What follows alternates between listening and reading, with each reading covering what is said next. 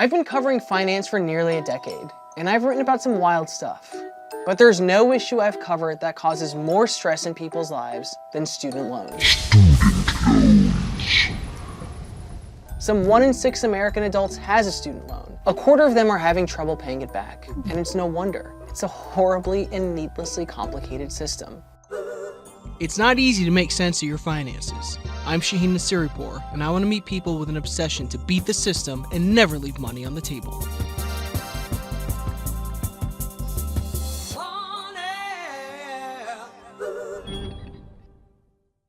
Consider this. The feds offer borrowers about 6 ways to get their loans forgiven. One of the most prominent ways, taking a public service job after college, has a 99% rejection rate. Licensed clinical social worker Michael Mitchell is part of the 1%. He's one of the first to make it through the Federal Public Service Loan Forgiveness Program, which started in 2007. I visited his office in Manhattan to find out how.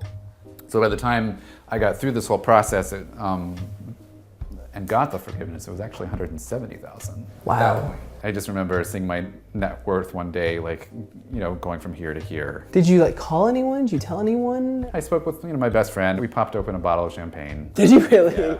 In 2007, Congress created public service loan forgiveness. The pitch for borrowers was, you spend 10 years as a nurse, police officer, basically work for a government agency or a nonprofit, and after 12 on-time payments a year for a decade, whatever's left of your debt is wiped away. It's a huge benefit available to about a quarter of all Americans with a job.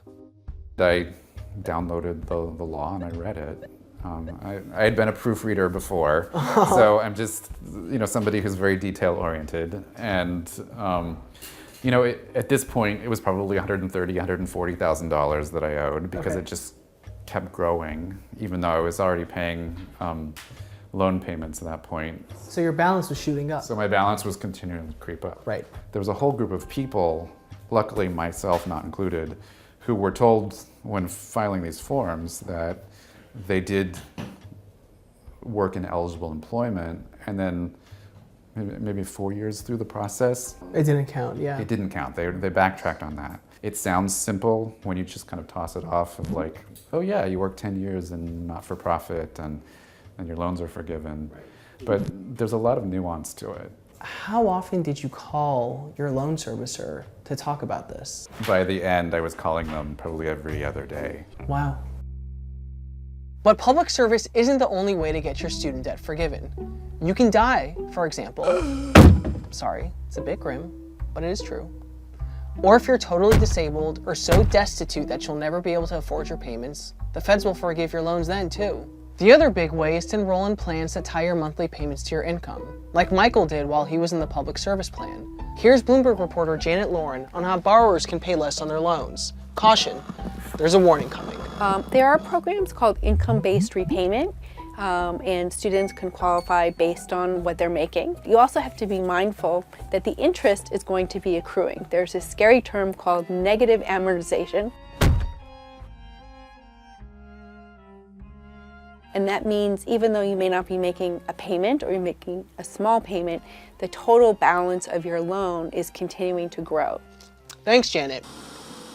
Let's look at the scary math Janet just laid out.